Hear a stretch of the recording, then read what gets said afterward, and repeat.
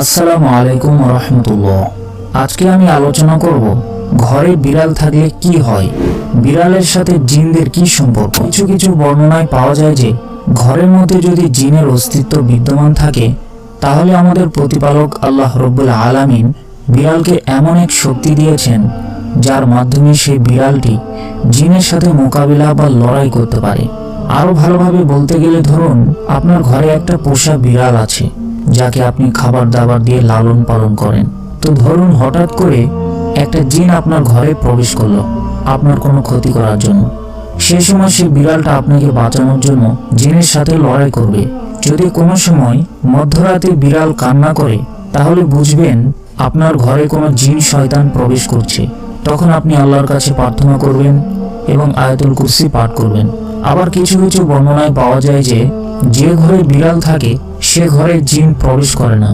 আমাদের আশেপাশের দুঃখ, দুর্দশা এবং ডিপ্রেশন এমন একটি মোহমায়া সৃষ্টি করে যা আমাদের উপর আধিপত্য বিস্তার করার চেষ্টা করে।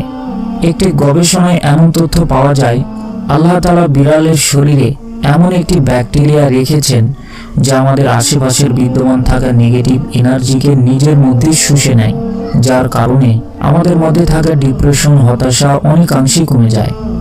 বিজ্ঞানীদের মতে যখন আমরা রাতের বেলায় ঘুমাতে যাই তখন ঘরের মধ্যে পুষে রাখা বিড়ালটি আমাদের শরীরের সমস্ত নেগেটিভ এনার্জিকে, অর্থাৎ নেগেটিভ এনার্জি বলতে দুশ্চিন্তা, হতাশা, এগুলোকে চুষে নেয়। তাই আমাদের প্রত্যেক মুসলমানদের উচিত বিড়াল পালন করা। কিন্তু বিড়াল পালন করার আগে আমাদের কয়েকটি জিনিস মাথায় রাখতে হবে। 1. বিড়ালের পর্যাপ্ত পরিমাণ খাবারের ব্যবস্থা করা। যদি আপনি বিড়ালের পর্যাপ্ত পরিমাণ খাবারের ব্যবস্থা করতে না পারেন তাহলে আপনি বিড়াল পালন করতে যাবেন না।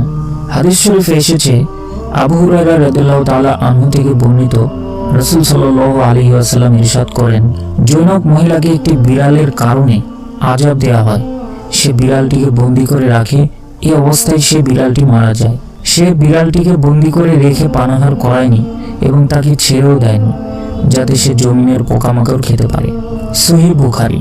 এই হাদিস থেকে আমরা কয়েকটি জিনিস বুঝতে পারলাম। সেটি হলো, যদি আপনার ক্ষমতা না থাকে একটা বিড়াল পালন করার তাহলে তাকে পালন করতে যাবেন না। যদি আপনার একান্ত ইচ্ছা থাকে লালন পালন করার তাহলে তার পর্যাপ্ত খাবারের ব্যবস্থা করার ক্ষমতা থাকতে হবে। কোনো সময় একটা বিড়ালকে আঘাত দিবেন না। যদি আপনি বিড়ালকে আঘাত দেন তাহলে আল্লাহ অখুশি হন। শুধু বিড়ালের সাথেই নয়, আল্লাহ তাআলার সৃষ্টিকুলের সমস্ত জীবের সাথে ভালো ব্যবহার করার চেষ্টা করবেন, তাদের দয়া দেখাবেন। দয়াবানদের উপর দয়াময় আল্লাহ তাআলাও দয়া করেন। প্রিয় দর্শক, আজকের মতো ভিডিওটা এই পর্যন্তই। আশা করি ভিডিওটা ভালো লেগেছে। যদি ভিডিওটা ভালো লেগে থাকে তাহলে একটা লাইক দিবেন আর অবশ্যই চ্যানেলটি সাবস্ক্রাইব